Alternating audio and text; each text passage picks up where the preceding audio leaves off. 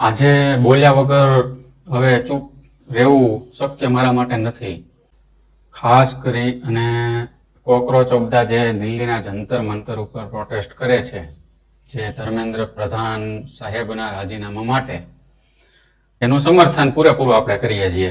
એટલે પહેલી જ વાત કે જે લોકો અંધભક્ત હોય, બરાબર છે, એ લોકો મારા વિડીયોમાંથી તાત્કાલિક નીકળી જાજો. તમારે આ વિડીયો જોવાની બિલકુલ જરૂર નથી, મને સાંભળવાની બિલકુલ જરૂર નથી. અંધભક્તો દૂર રહે.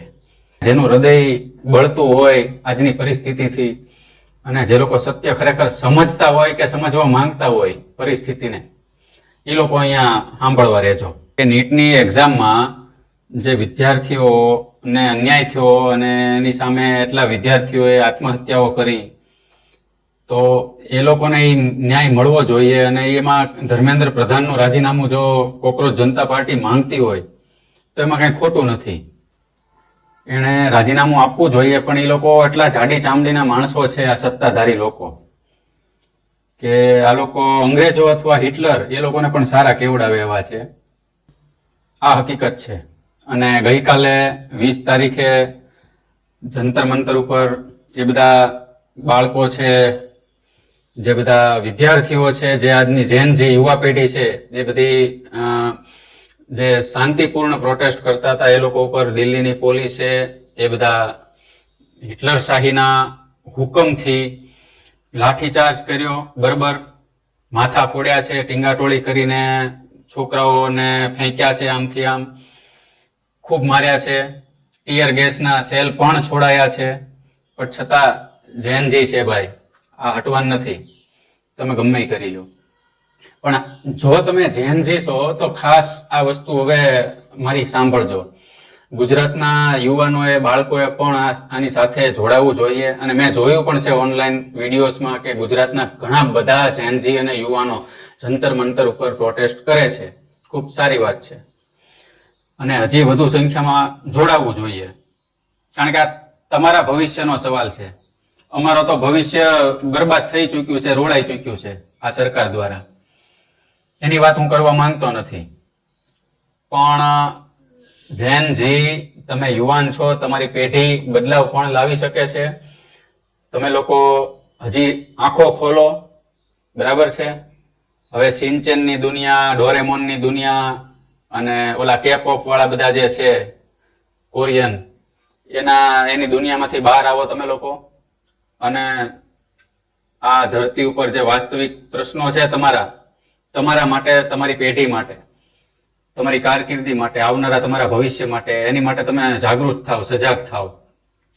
ખૂબ જરૂરી છે બાળકો. અને હવે મુદ્દાની વાત હવે કે એક ધર્મેન્દ્ર પ્રધાનના રાજીનામાથી કાંઈ થવાનું નથી. કે એક નરેન્દ્ર મોદીનું કદાચ રાજીનામું માંગી લે કોકરોચ જનતા પાર્ટી, અને કદાચ નરેન્દ્ર મોદી રાજીનામું આપી દે તો પણ આ દેશનું કાંઈ થવાનું નથી. તમે સમજી લેજો. આ છે ને ઉધઈ છે, એ લાકડા કોરી ખાય અંદરથી, આખું ખોખું બનાવી નાખે, ફોફું અંદરથી બધું ખાઈ જાય. એમ આ ઉધઈ છે ને, રાજકારણની ઉધઈ, એ આપણા દેશને ઓલરેડી અડધું પડધું થી વધારે ખાઈ ગઈ છે. આ ઉધઈ, એક ધર્મેન્દ્ર પ્રધાન નામની ઉધઈનો તમે રાજીનામું માંગશો. જો તમે કોકરોચ છો ને તો એ લોકો બધી ઉધઈ છે. સાંભળજો, એક ઉધઈ વહી જાય તો કાંઈ ફેર નહીં પડે. આખી સિસ્ટમ ઉધઈથી ભરેલી છે. આ સિસ્ટમમાંથી જ્યાં સુધી આ બધા આખો ઉધઈનો રાફડો જ્યાં સુધી દૂર નહીં થાય ને, ત્યાં સુધી આ દેશનું કાંઈ ભલું નહીં થાય. તમે બધા પ્રોટેસ્ટ કરતા જ રહેશો અને તમે મરતા રહેશો. ખેડૂતો આત્મહત્યા કરે, યુવાનો આત્મહત્યા કરે, વિદ્યાર્થીઓ આત્મહત્યા કરે, પરિવારો આર્થિક તંગીને લીધે દેશભરમાં આત્મહત્યા કરે, બેરોજગારો આત્મહત્યા કરે, મહિલાઓ, યુવાનો, પુરુષો, કોઈ બાકી નથી જાત. આમાંથી કોઈ જાત બાકી નથી. એટલે નાત જાતના ભેદભાવમાં ન કરતા. ખાસ અંધભક્તો હિન્દુ મુસ્લિમ કર્યા કરે. તો આ હિન્દુ મુસ્લિમની વાત નથી. પછી હિન્દુની અંદર પાછા આંબેડકર ને બ્રાહ્મણ ને આવ્યું બધું હલાવે, બધા પ્રોપોગેન્ડા. તમે આનાથી ક્યાંય ઉપર છો જૈનજી, સમજી લો. તમને બધી ખબર જ છે કે હિન્દુ મુસ્લિમ જેવું ખરેખર ફેક્ટર આ લોકો ખાલી ધર્મના નામે અને રામના નામે આ લોકો આઈટી સેલ બધા પ્રોપોગેન્ડા ચલાવ્યા કરે છે. એનાથી ન ફાવે તો પછી હિન્દુની અંદર પાછા ફાંટા પાડવા આંબેડકરવાદી ને બ્રાહ્મણવાદી ને આમ ને તેમ ને એમ કરીને ફાંટા પડાવશે. તમે આનાથી ક્યાંય ઉપર છો ને ઉપર રહેજો.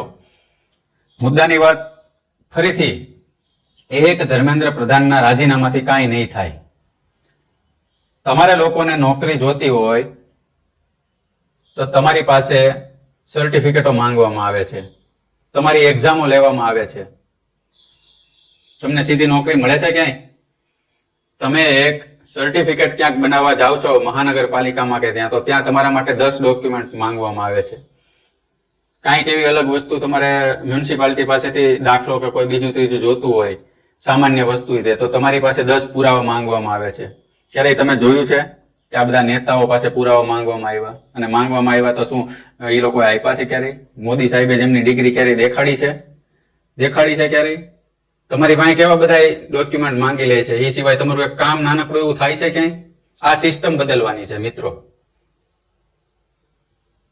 તમે લોકો શિક્ષક બનવા માટે ટેટ આપો, TET TET, TAT TAT, C TAT, H TAT, HS TAT, બરાબર છે? તો આ વિધાનસભ્યો બનવા માટે કોઈ પરીક્ષા છે? એની માગણી કરો.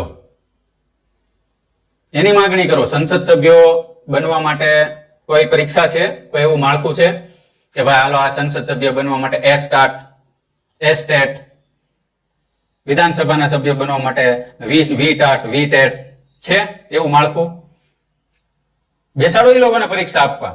એવી માગણી કરો. તમારી પાસે પરીક્ષાઓ બહુ લેવામાં આવે તમને નોકરી આપવા માટે.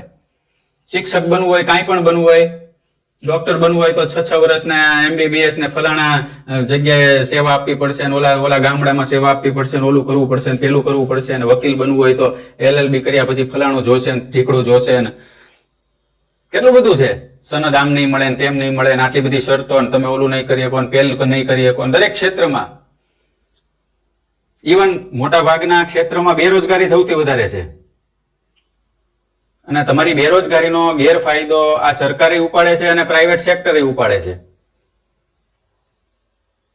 ક્યારે વિચાર્યું છે? આ ઉદયોને બધી દૂર કરવાની છે.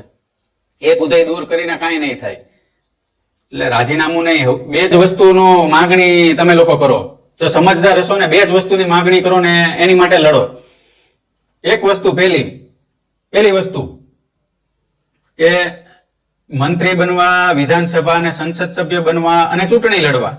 જે કોઈ પણ ચૂંટણી લડે છે, એ કોર્પોરેશનની હોય કે ETC સરપંચની હોય કે કોઈ પણ હોય, એ લોકોને તમે એનું એક પરીક્ષાનું માળખું ઊભું કરો, બરાબર છે? એ લોકો માટે યોગ્ય લાયકાત અને ઉંમરનું, જે રીતે ગવર્મેન્ટની ભરતીમાં લાયકાત ને ઉંમરના અંતે ફલાડું ઢીકડું આ બધું જે આવે છે, એ લોકો માટે એ વસ્તુ માળખું ઊભું કરો.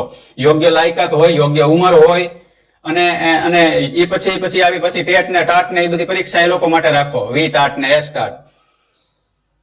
એ પાસ કરે પછી એને આગળ જવાનું. પછી સંસદમાં, વિધાનસભામાં ને મંત્રી બની શકે, એ બધું પછી સરપંચ બને કે વોટેવર કોર્પોરેટર બને, આ બધી પરીક્ષાઓ પાસ કરે એ પછી જ.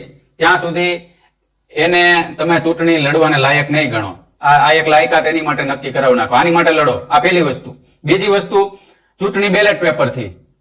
ઈવીએમ બધા આ લોકો, એટલે જ કોઈને ડર નથી. આ સરકારને ડર શું કામ નથી? ઈવીએમ બધા હેક કરી ગયેલા છે. અને જો ઈવીએમ હેક ના હોય તો કરો બેલેટ પેપરથી, એટલે બધું દૂધનું દૂધ પાણીનું પાણી થઈ જાય. એને ડર કેમ નથી? કેમ અત્યાર સુધી ધર્મેન્દ્ર પ્રધાન રાજીનામું નથી આપતો? કેમ ઈ સરકારને કઈ બીક નથી કે આટલું મોટું અહીંયા જંતર મંતર ઉપર યુવાનો ભેગા થાય છે, સોનમ વાંગચુક જેવો વૈજ્ઞાનિક આટલા દીથી ભૂખ હડતાલ ઉપર છે, આટલા લોકો પબ્લિક ભેગી થાય છે, આટલો અસંતોષ છે, ખાલી આ એક વસ્તુ માટે નહીં, ખેડૂતોનો અલગ પ્રશ્ન, આખા દેશ દુનિયામાં બેરોજગારોનો અલગ પ્રશ્ન, દરેક પ્રજાનો અલગ અલગ કાંઈક ને કાંઈક પ્રશ્ન, અરુણાચલમાં કાંઈક અલગ પ્રશ્ન ચાલે, મિઝોરમ મેઘાલયમાં કાંઈક અલગ પ્રશ્ન ચાલે, દેશના દરેક ખૂણે કાંઈક અલગ અલગ પ્રશ્ન ચાલે. આનો એક જ સોલ્યુશન છે, આ 2 વસ્તુ.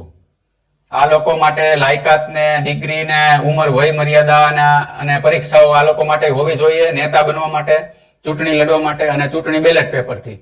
આ 2 વસ્તુની માંગ કરો. આ 2 જ વસ્તુ, આ ફાઇનલ વાત. બીજી કોઈ માંગ નહીં. તમે જો જેનજી તમે બદલાવ લાવી શકો છો, અને આ 2 જ વસ્તુથી બદલાવ લાવી શકો છો. આ બે વસ્તુ પકડીને હાલો તો આ દેશમાં કઈક સારું થશે. નહીતર એનું જ છે બધું. ફેર નહીં પડે, કઈ ફેર નહીં પડે. કરવું હોય તો આજ કરવું પડશે અને આજ હું ખુલીને આ વસ્તુ કહું છું. જય હિન્દ, જય ભારત.